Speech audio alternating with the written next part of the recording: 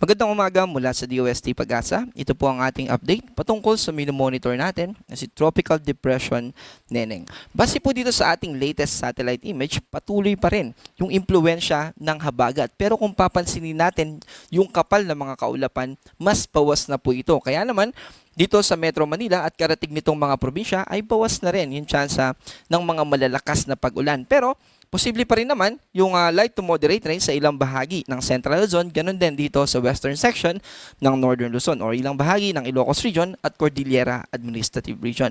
By the way, patungkol dun sa mga minomonitor natin na tatlong bagyo, nabuwasan na nga po ito dahil tuluyan pa na mas lumayo yung isang tropical depression dito sa kanlurang bahagi ng ating bansa.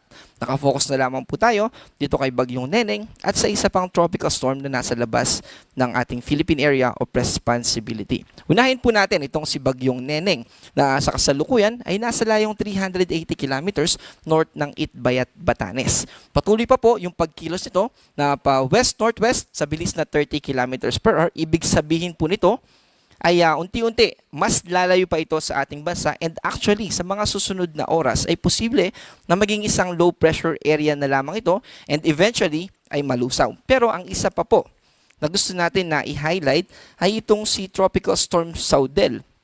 Dahil patuloy po ito nakikilos pa northwest sa bilis na 25 kilometers at may posibilidad po ito na pumasok ng Philippine Area of Responsibility sa Sunday or sa Monday. Sa kasalukuyan, ito ay nasa layong 2,780 kilometers east ng northeastern Mindanao. May lakas ng hangin na umabot ng 75 kilometers per hour at pagbugso o biglaang paglakas ng hangin sa paligid nito na umabot naman ng 90 kilometers per hour.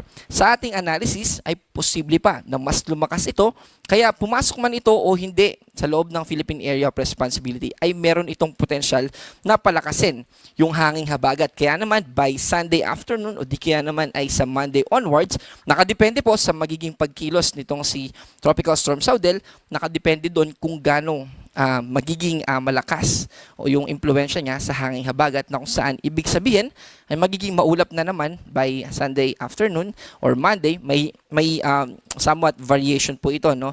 Kaya range po yung binabanggit natin na timing kung saan kailan ito makaka-apekto sa hanging habagat.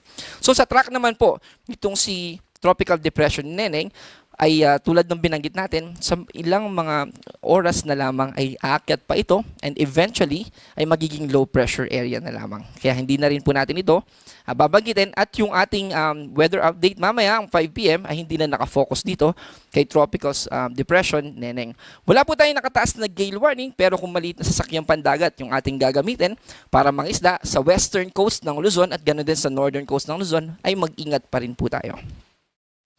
Also, to summarize po, no, kasama itong si Tropical Storm Saudel ay sa bukas, bali today, tulad ng pinakita natin sa satellite kanina, bawas po yung mga kaulapan, pero magpapatuloy yan. So may chance po tayo na ipagawa yung mga bubong natin kung may butas.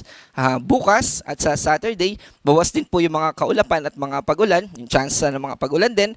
So yun yung chance o yung window time natin.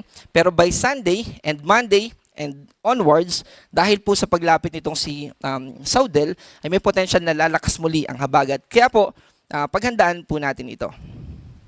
Ako po si John Manalo. Ito po yung ating update patungkol kay Tropical Depression Neneng na magiging low pressure area na lamang. Patuloy na maging updated sa mga ilalabas ng Pag-asa. Mag-ingat po tayo.